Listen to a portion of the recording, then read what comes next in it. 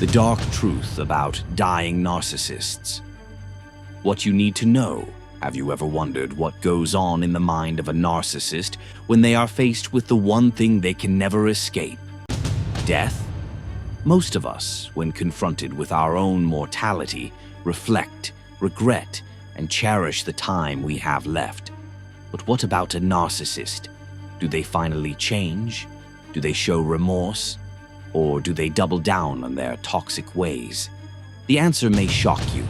Stay with me as we uncover the unsettling truth about how narcissists behave in their final days. And trust me, if you've ever had to deal with one, you'll want to hear this till the very end. The narcissist's illusion of immortality.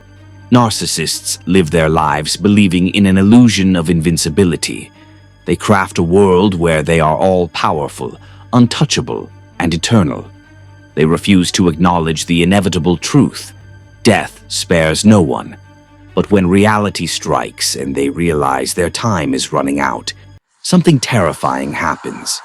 Instead of becoming humble, grateful, or seeking forgiveness, they become worse, much worse. Why?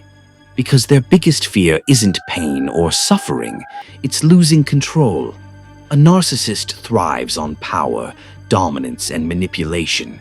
But death is the one thing they cannot manipulate or overpower. The thought of being vulnerable, of fading into irrelevance, sends them into a spiral of rage and desperation. A story of cruelty in their final moments. Let me tell you a story. Sarah had spent years taking care of her narcissistic father, who had never once shown her kindness. He had belittled her, manipulated her, and used her as an emotional punching bag.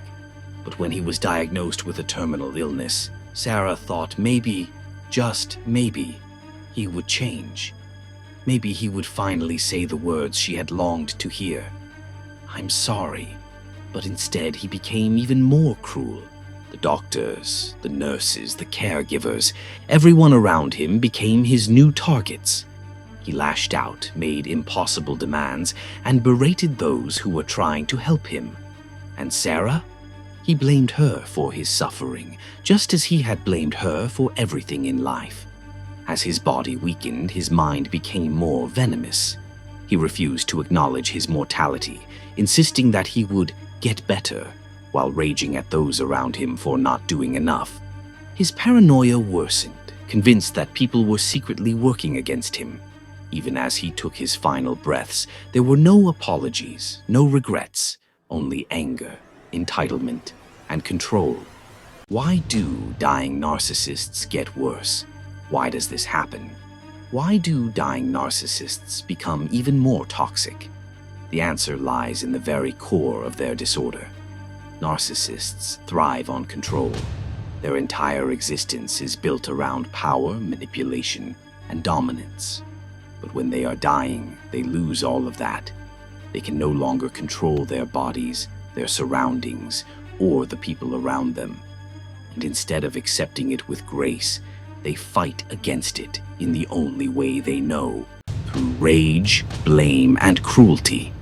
It's not just emotional abuse. Many dying narcissists become physically abusive as well, throwing objects, demanding impossible things, and even resorting to violent outbursts when their needs aren't met exactly as they wish. This is why many caretakers, especially the children of narcissistic parents, find themselves in an unbearable situation.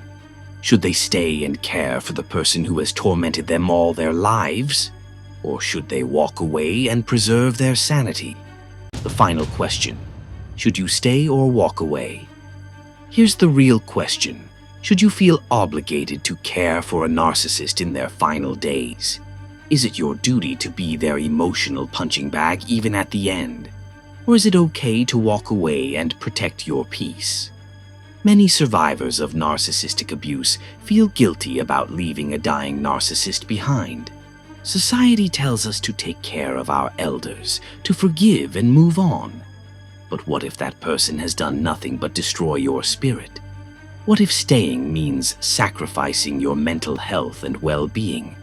Some survivors choose to walk away, recognizing that their narcissistic parent or partner has been emotionally gone for years. Others stay but set firm boundaries, refusing to tolerate mistreatment even in their final days. What would you do? Have you ever been in a situation like this? Drop your thoughts in the comments. I'd love to hear your perspective. Protect your peace and heal. If this video resonated with you, don't forget to hit that like button and subscribe to The Zen Journey for more insights on healing, mindfulness, and breaking free from toxic relationships. And if you're looking for a powerful resource to help you navigate narcissistic abuse, check the link in the description for a free guide that can change your life. Until next time, stay strong, stay mindful, and let the healing begin.